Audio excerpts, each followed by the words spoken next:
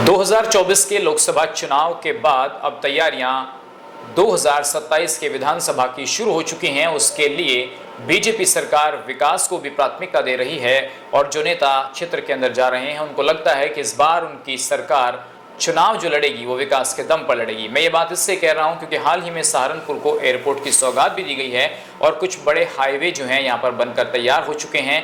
सरकार का ये मानना है, जो जनप्रतिनिधि हैं, कि इस बार जो क्षेत्र के अंदर विकास हुआ है सहारनपुर और पश्चिम उत्तर प्रदेश में, उसके दम पर बीजेपी चुनाव लड़ेगी। लेकिन सवाल बेहट और सहारनपुर जिले का है, यहाँ पर क्या विकास हुआ है और खासकर बेहट में क्या बीजेपी ने विकास कराए हैं पिछले 5 वर्षों के दौरान। इन्हीं तमाम सवालों पर आज बात करने के लिए नरेश सैनी जी, पूर्व विधायक, हमारे साथ मौजूद हैं। विधायक जी, बहुत स्वागत आपका।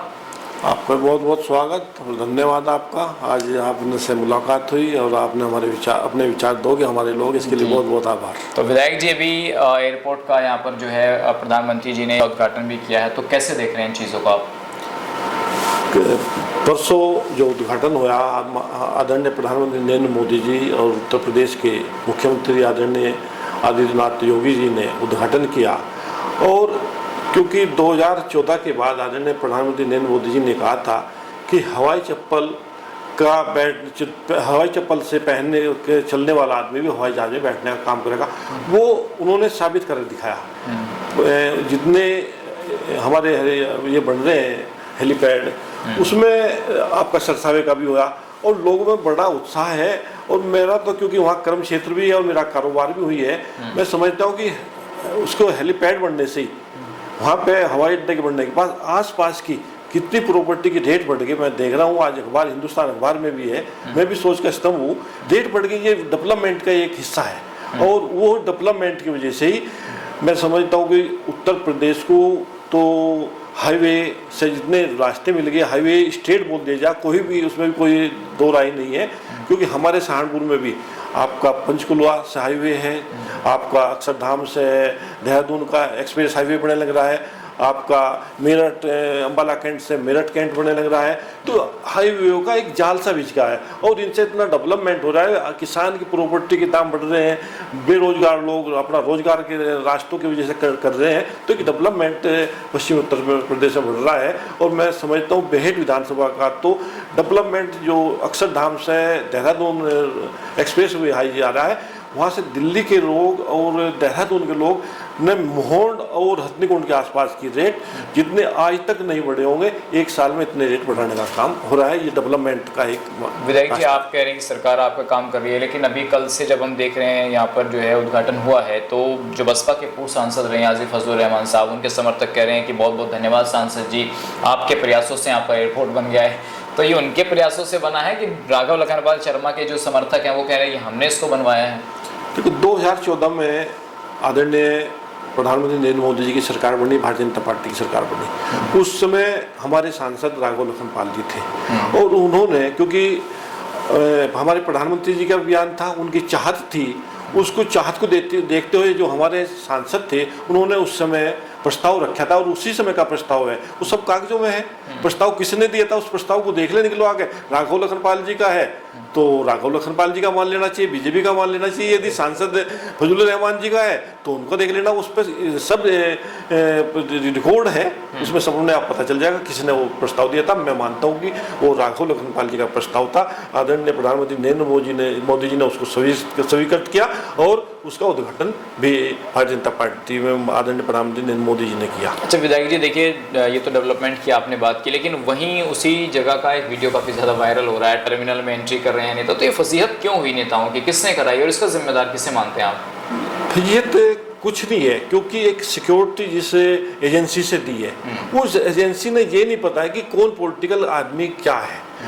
कुछ लोग गए, उसमें कुछ वैसे लोग भी घुसने का प्रयास किया पॉलिटिकल लोगों के साथ साथ, उनको रोकने के लिए कुछ धक्का मुक्की थोड़ी बहुत पॉलिटिकल नेताओं के साथ हुई, उसमें किसी ने कोई आपत्ति नहीं है, केवल सिक्योरिटी की वजह से वो रोका गया है और उसमें कोई ऐसा भी मामला नहीं है, कोई बदतमीजी हुई, रोकने की बात आई और उसके बाद सब लोगों को जाने भी दिए जो पॉलिटिकल। जो वहाँ पर आपने देखा होगा कि खजकुंवर ब्रजेश सिंह हो, चाहे फिर विधायक हो या फिर जसवंत सैनी जी हो, सब थोड़ा जल्दबाजी में से निकलने के, किसी ने पास नहीं दिखाया, एंट्री नहीं हुई। तो देखिए नेताओं के साथ समर्थक तो जाते ही हैं, तो क्यों नहीं दोनों मंत्रियों ने, विधायकों ने कहा कि आप हमें एंट्री दीजिए, हमारे समर्थक भी साथ जाएंगे, वो खुद जल्दबाजी में नजर आए?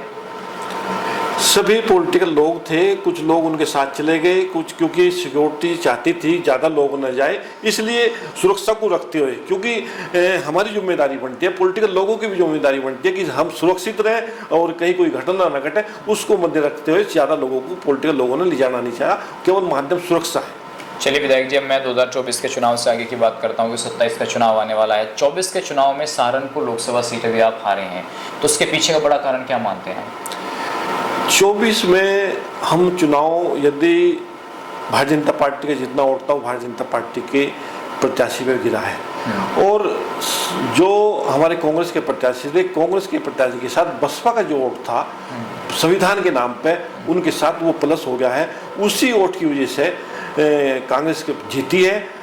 भाजपा का वोट कम नहीं हुआ, भाजपा का वोट जुगा तो पीड़ा है जितना हमारा विधानसभाओं के हिसाब से वोट बैठता था। मान लिया मैं बेहट विधानसभा की बात करूं, मैंने 2022 में 97,000 वोट पाया, अब 95,000 वोट पाया लोकसभा के प्रत्याशी को, तो डिफरेंस केवल 2,000 वोट का। तो मैं समझता हूँ कि ऐसे ही सारे लोकसभा में थोड़ा थोड़ा वोट का डिफरेंस रहा है। वोट भारतीय जनता पार्टी का जितना वोट था वो जुगा तो वोट लोकसभा में पाया।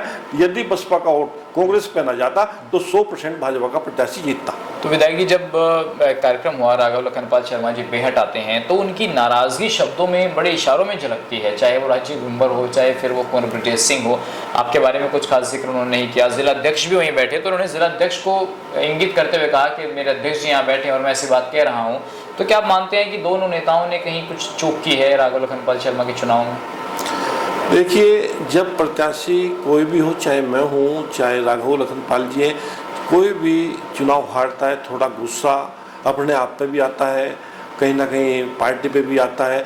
तो उस समय नाराजगी, क्योंकि चुनाव ताज़ा ताज़ा होता है, वो नाराजगी कहीं ना कहीं गुस्सा निकलता है। हो सकता है वो ब्रजेश जी के और दूसरे लोगों के ऊपर उतर गया हो, मैं नहीं समझता हूँ ऐसा। अब ये सब नॉर्मल है, सब लोग पार्टी को मजबूत करने में लगे हुए हैं। राजपूतों की नाराजगी जो 2024 में थी विधायक, जो 27 में भी चुनाव आने वाला 2 साल बाद है, उसके बाद जो है पंचायत के चुनाव भी होंगे, तो क्या ये चीज़ें ठीक हो रही हैं धीरे धीरे? क्योंकि आपके बेहट विधानसभा में जो कुछ हुआ उसके भी कहीं ना कहीं एलिगेशंस लगे कि एक नेता ने जो आपका साथ नहीं दिया, ऐसे राघव लखनपाल शर्मा आरोप लगा रहे हैं देवबंद में कि उन्होंने मेरा साथ नहीं दिया। तो क्या एलिगेशंस जो लग रहे हैं ठीक हो रहा है सब? देखो, जब चीज़ एक अब मांगने वाला ज़्यादा होते हैं उसके, यानी कि एक रोटी के अब खाने वाले 10 हो जा तो एक ही आदमी तो संतुष्ट होगा। तो जो 9 आदमी है उनमें थोड़ा गुस्सा आता है, रोष होता है। तो वही एक जब कोई चुनाव पार्टी किसी प्रत्याशी को देती है, उसमें मांगने वाले हम बहुत लोग होते हैं। एक प्रत्याशी को टिकट देगी पार्टी, बाकी में थोड़ी नाराज़गी होती है। वो नाराज़गी कुछ समय के लिए होती है, उसके बाद वो शांत हो जाते हैं और सब लोग हम मिलजुल कर काम करते हैं। ऐसा 2022 में भी ऐसा ही हुआ था और फिर 2024 में भी ऐसा ही हुआ और आगे भी ऐसा ही होगा। हम सब इकट्ठा होकर उसके बाद जितने भी चुनाव हो रहे हैं तो हम सब इकट्ठा होकर लड़ रहे हैं और सारे चुनाव हम जीत रहे हैं। अभी गन्ने का चुनाव हुआ, भारतीय जनता पार्टी का एक तरफा जीत हुई है, बेहट में भी और सहारनपुर सोसाइटी में भी और आपके सरसावर सोसाइटी में भी, तो सारे हम जीत रहे हैं, देवबंद सोसाइटी में भी। तो इकट्ठे हो गए अब सब जीत रहे। जब नंबर आएगा सब लोग भागेंगे, तो उसमें निश्चित तौर से भागेंगे। रेस लग रही है, भाई मुझे टिकट मिल जाए, मुझे टिकट मिल जाए। उसके बाद थोड़ा सा नॉर्मल हो जाएंगे, थोड़ा गुस्सा आएगा, फिर सब लोग लग जाते हैं। पार्टी के सब कार्यकर्ता हैं और सब वोट देने का काम करते हैं, जितवाने का अपने प्रत्याशी को काम करते हैं। चलिए, मैं व्यक्तिगत राजनीति की आपकी बात करता हूँ। 2 सवाल मेरे अंतिम ये है विधायक जी, 2027 की क्या तैयारियाँ हैं? क्या एक बार फिर पूरे दमखम के साथ मैदान में उतरेंगे या कुछ और तैयारियां कर रही हैं? 2012 में मैंने पहला चुनाव बेहट विधानसभा से लड़ा, मात्र 514 वोट से मैं चुनाव हारा। उसके बाद मैंने हार से सीख ली है और लगातार जनता के बीच में रहा। 2017 में मैं फिर 27,000 वोट से जीत कर गया। 27,000 वोट जीतने के बाद मैं लगातार 17 से 22 के बीच में जनता के बीच में रहा। परिस्थितियाँ बनी, मैं दूसरी पार्टी में आया, दूसरी पार्टी में चुनाव लड़ा और 22 में जनता ने मेरे से, जो 2017 के चुनाव में भारतीय जनता पार्टी केवल 70,000 पर खड़ी थी, 22 में बेहट की जनता ने मेरे से 97,000 वोट दिया, यानी कि आपका 27,000 वोट बढ़ा के मेरे से दिया।